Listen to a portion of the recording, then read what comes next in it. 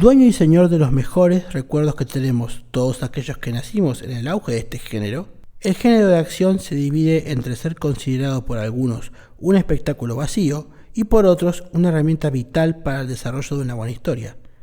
Mi nombre es Cristian y hoy seré su narrador mientras nos adentramos en los orígenes del cine de acción.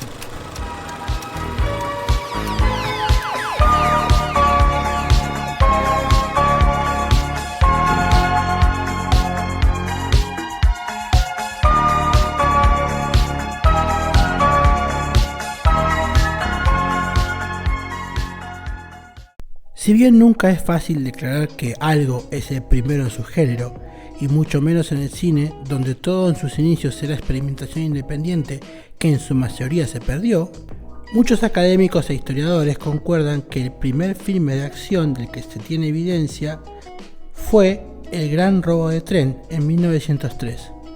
Esta película de Edwin S. Potter para la Edison Co. tiene algunos de los ingredientes que hoy se consideran como partes del cine de acción clásico, como armas y disparos, un robo y un grupo de héroes y villanos que tienen un enfrentamiento en el momento clímax de la historia. Todo esto con un close-up de uno de los bandidos interpretado por Justus D. Barnes, disparando a la pantalla al final de la cinta, creando así también una de las primeras roturas de la cuarta pared. Esta película se volvió extremadamente popular gracias a las repetidas proyecciones en los vaudevilles y los Nickelodeon de la época.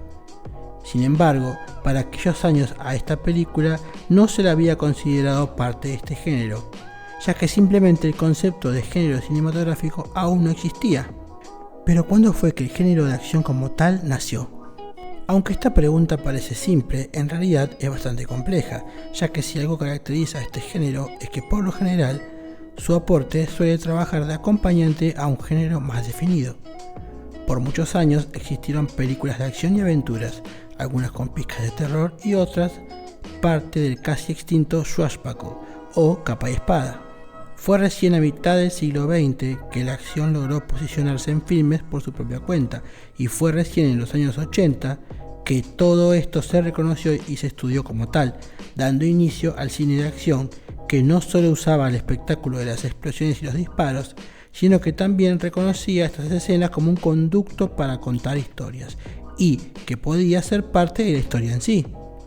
Sin embargo, para llegar al cine moderno se tuvo que recorrer un largo camino que una vez más nos llevó a los inicios de la industria a principios del siglo XX.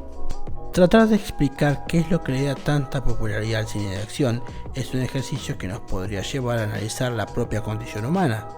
Nuestra naturaleza violenta hace que seamos proclives a disfrutar cierto tipo de espectáculos, así como en la antigua Roma se disfrutaba de una lucha entre gladiadores. Una persecución a toda velocidad o un tiroteo puede ser una promesa de adrenalina más que interesante en el ambiente seguro que una sala de cine nos puede brindar. Hoy, la tecnología nos permite disfrutar de varias narrativas que se expanden más allá de un truco de cámara, y los guiones se valen de música, efectos de sonido, efectos por computadora, diálogos que nos conmueven o una cinematografía que por sí sola paga el boleto de una película.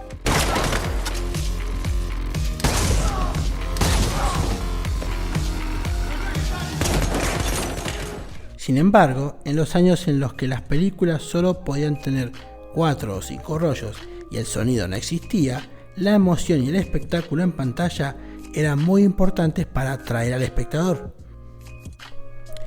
Es por eso que así, entre la década de 1910 y 1920, mientras Hollywood se hacía grande, las primeras estrellas de la gran pantalla también se hacían grandes, en especial el que fuera considerado como el primer gran héroe y galán de Hollywood, Douglas Fairbanks. Nacido en Denver, Colorado, Fairbanks empezó en la actuación desde una edad temprana, hasta volverse un consagrado actor de Broadway. En el año de 1915 tuvo por fin su primer debut en la gran pantalla, y para el final de la década era considerado como parte de la realeza de la industria. Habiendo iniciado como un actor de comedia, Fairbanks, quien siempre fue considerado un actor atractivo, hizo el gran salto a los filmes de aventuras. Es acá donde el género de acción empieza a tomar forma a pasos agigantados. Es así como en 1920 El Zorro llegaría a la gran pantalla. Basado en el personaje del libro La maldición de Capistrano, de 1919, el zorro era un campeón del pueblo que con capa y espada luchaba para proteger a los indefensos, mientras escondía su verdadera identidad, la de un culto hacendado, Don Diego Vega. Sí, en la novela original su nombre no era de la Vega. Este personaje fue el gran personaje por el que Douglas se catapultó a la fama y con el que también lo hizo el género de capa y espada. Como el abuelo del cine de acción que consumimos hoy, el género de capa y espada tenía muchas de las cosas que hoy podrían definir al género violento. Era el género más popular de todos, así como también el más caro de producir y el que mejor recaudaba. El gran éxito de estos filmes supo crear también un sano balance entre la oferta que hasta aquellos años estaba totalmente monopolizada por la comedia y en especial por la comedia llamada slapstick, otro gran colaborador indirecto de toda esta historia. Habiendo dominado la escena cómica por muchísimos años, el slapstick se refiere al humor que incluye golpes, tropiezos y accidentes chistosos.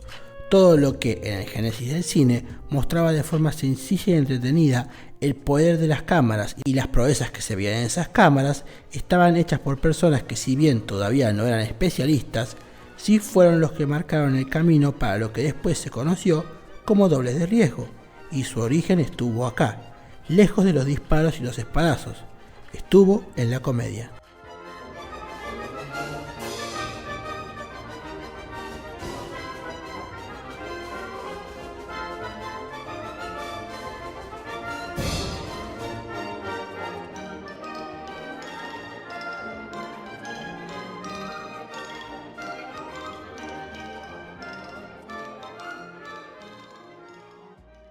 Chaplin, Fatty Arbuckle, el gordo y el flaco, pero por sobre todos esos nombres, el gran Buster Keaton fue uno de los comediantes que exprimió las capacidades de una peligrosa proeza solo para entretener.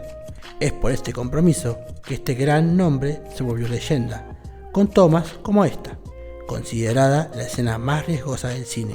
Acá Buster y su equipo hicieron los cálculos y el actor solo se paró donde le dijeron, simplemente confiando que ese decorado no lo aplastaría. Los héroes, así como las acrobacias y los efectos, fueron mejorando con los años. La técnica cada vez estaba más pulida y las grandes secuencias de acción eran cada vez más elaboradas. Pero condenado a ser un acompañante y no un plato principal, la acción seguía siendo un simple vehículo entre escenas. Si tuviésemos que mencionar al segundo gran colaborador detrás de la formación del cine de acción, ese fue el western.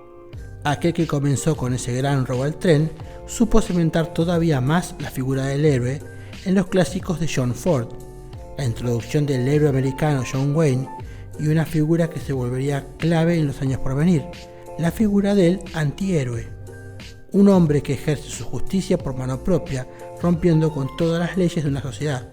De este último podemos mencionar al hombre sin nombre, aquel mítico papel de la trilogía del dólar protagonizada por Clint Eastwood. Las películas del oeste sabrían marcar una de las primeras grandes tendencias del cine, mostrando un estilo de vida, un tipo de música particular y una trama subyacente que mostraba el avance de la civilización por sobre el salvaje oeste, con disparos y cabalgatas de fondo. Sin embargo, en la década de los 60, un nuevo despertar revolvería una vez más los viejos conceptos. Para los años 50, el cine había llegado a lo que se podría llamar una crisis. El grosero monopolio que las productoras tenían sobre los cines, donde solo permitían mostrar sus películas, el gran juicio y escándalo que estas maniobras abusivas suscitaron, y por sobre todo la aparición de la televisión, llevaron a que la venta de entradas de cine se desplomara.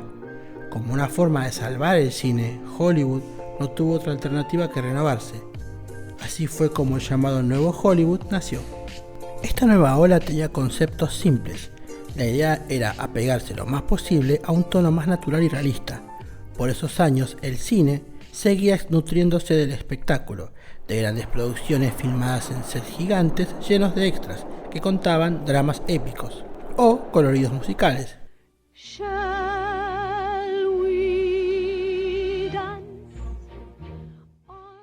Sin embargo, una racha de fracasos en estas grandes producciones puso en grave alerta al medio.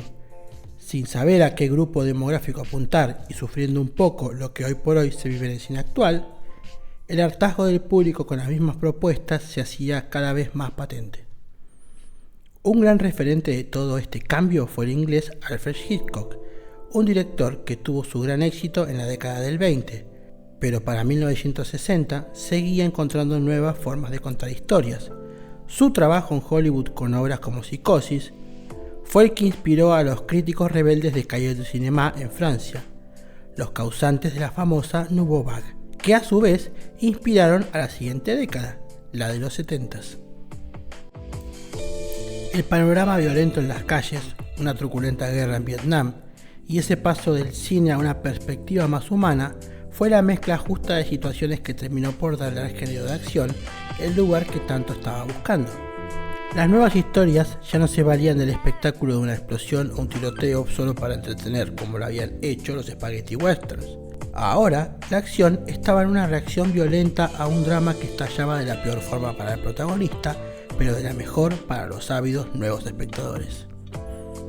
Los dramas reales incluían un poco de acción y espectáculo, pero se tomaban el tiempo de justificarlo argumentativamente, dando otro nivel de complejidad a los nuevos protagonistas de filmes que ahora jugaban con la moralidad de una manera provocadora. El filme de 1967, Bonnie y Clyde, así como Taxi Driver de Martin Scorsese, o la película independiente Easy Rider, ícono de la contracultura.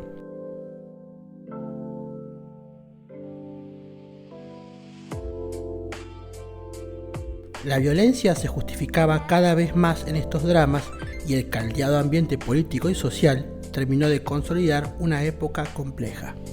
Para la época de los 80s, un momento clave en esta historia, Estados Unidos se encontraba con los despojos de una guerra perdida que dejó a su gente con un malestar generalizado. Es entonces cuando la administración de Ronald Reagan entró con su plan. Con este ex actor al mando del país, la nueva década exigiría un lavado de cara radical y fue el cine el gran brazo armado de este cambio. He hadn't been dead very long when the cook came in and found him. And I forgot the rest of the line from there, but it'd be great if I could remember it. Con grandes éxitos de filmes como Rocky en 1976, la fórmula ahora se decantaría por ese personaje que lucha contra toda estadística, resultando victorioso al final, alejándose un poco de la literatura clásica donde el héroe suele ser un mártir. Los 80 se destacaría por ser la época donde la cultura pop americana se propuso mostrar su mejor cara.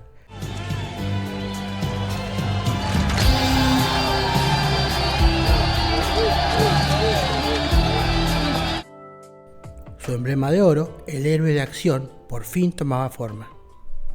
De la mano de celebridades en el ascenso como Arnold Schwarzenegger y Sylvester Stallone, Hollywood dictaminaba cómo un hombre de acción debía lucir. Los trajes planchados y las figuras delgadas, como las del detective Harry Callahan, se empezaron a cambiar por figuras musculosas como la de John Rambo, un veterano de Vietnam traumado que después de ser arrestado, desata una guerra personal con el sheriff de un pequeño pueblo. La novela original de David Morrell mostraba una persona perturbada que eliminaba a todo el que se le cruzara sin distinción. Pero justamente al producirse su adaptación en esta década tan especial, nuestro héroe tendría ese rasgo solitario de persona que es violenta, pero que al final tiene una bondad innata en la que la audiencia podía confiar. Siendo este el momento consagratorio para el cine de acción, películas como Duro de Matar llevaron la fórmula al extremo, mezclando algo de comedia y en menor medida algo de romance. Las cosas se habían invertido y ahora la trama principal seguía los momentos de alto octanaje, haciendo de esto su eje principal. Esta revolución, más comercial que creativa, supo generar muchos beneficios para las casas productoras, que en su necesidad de seguir generando dinero, pusieron grandes presupuestos a merced de nuevas ideas que diversificarían el género, llegando así filmes como 48 horas, Un detective suelto en Hollywood y Arma Mortal, películas que mezclaban la acción con la comedia. El gran género que tomó el relevo de los vaqueros ahora era procesado por Hollywood para entregar disparos, persecuciones y, por qué no, algunas risas. De manera paralela, otra gran influencia también lograba su punto más alto, explotando en los 80 y mostrando otra vertiente en el cine de acción. Desde Oriente llegaba el cine de acción chino y el cine de artes marciales.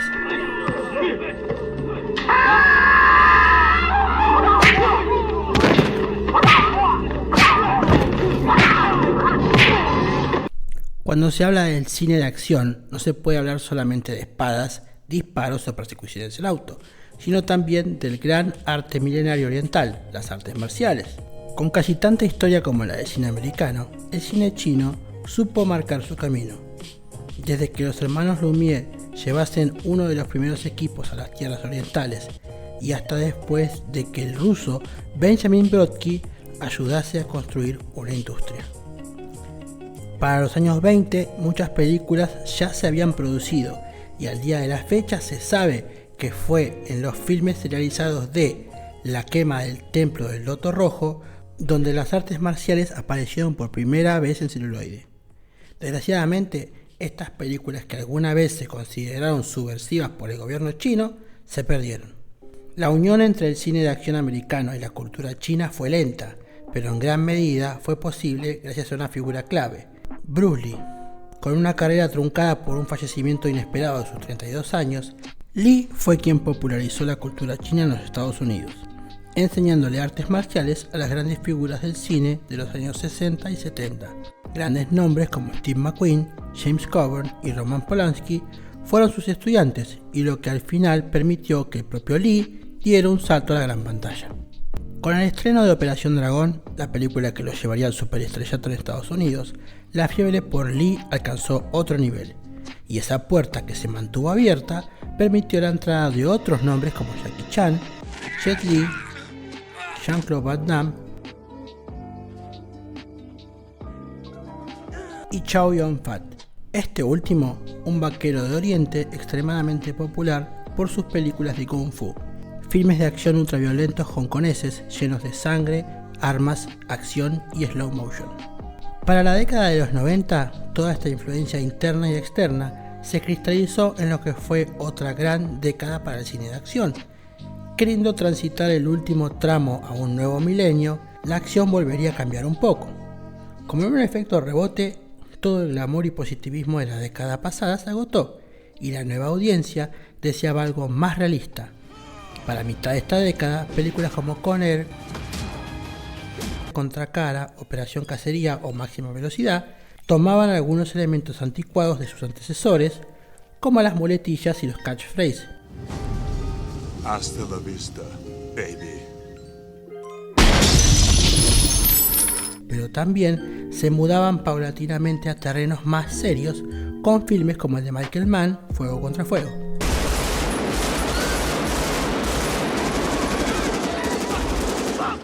Lejos de haber finalizado, el cine de acción sigue hasta el día de hoy más vivo que nunca, debido a su gran capacidad adaptativa.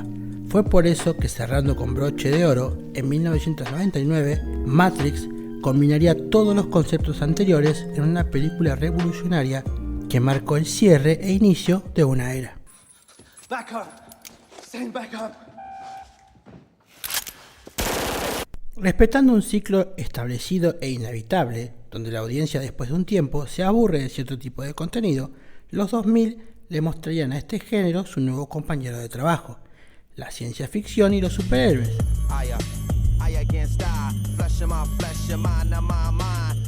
De acá en adelante el cine viviría una historia de reimaginaciones, falta de ideas frescas, pero también de innovación tecnológica para contar proezas cada vez más espectaculares. Condenado a ser el subestimado y aquel que todos consumen, pero nadie reivindica, el cine de acción ha dejado su huella indeleble en varias generaciones, con grandes héroes y villanos. Es ese género que siempre está a la mano cuando buscamos del cine lo más básico, divertirnos. Ya saben que si les gustó el contenido les pediría que nos apoyen dándonos like, comentando y compartiendo, y por qué no, tocando la campanita para que YouTube les avise cuando subimos un video nuevo. Pero antes de irnos, los dejo con un pequeño juego. ¿Conocen el juego de los 7 grados de Kevin Bacon? Es un juego en donde en 7 pasos se logra unir a cualquier actor con Kevin Bacon. Nosotros hemos decidido darle un giro a la fórmula y la llamamos el hilo cinéfilo. donde en 7 pasos o menos intentamos unir a cualquier actor con cualquier otro, y según las votaciones en Instagram, hoy nos toca unir a uno de los actores de esta historia, el gran Jackie Chan, con nuestro propio hombre de acción nacional, el recordado Carlín Calvo. Comencemos. En 1985, Jackie Chan y Tania Helio unirían fuerzas en la película de acción frenética El Protector. Unos años después, a Helio interpretaría al amigo y empleador de León en León el Profesional, con Jean Reno. Reno, lejos de retirarse, este año nos emocionó con la aventura de Mi amigo el pingüino, donde comparte cartelera con Nicolás Francella. A su vez, Nicolás, en 2019, participó junto a Luis Brandoni en El cuento de las comadrejas. Algunos años largos antes de todo esto, en 1974 para ser exacto, Brandoni sería parte del elenco de La Tregua, con Héctor Alterio y Ana María Picchio. Finalmente, Ana María, Héctor Alterio y Carlín Calvo actuarían juntos en el filme de 1985 Adiós Roberto. ¿Les gustó el contenido? ¿Conocen otro hilo distinto o más rápido para unir a tus actores? ¿De qué otros actores e historias les gustaría que hablemos? Dejen todo esto en los comentarios. Con todo esto, yo me despido y será hasta el próximo video.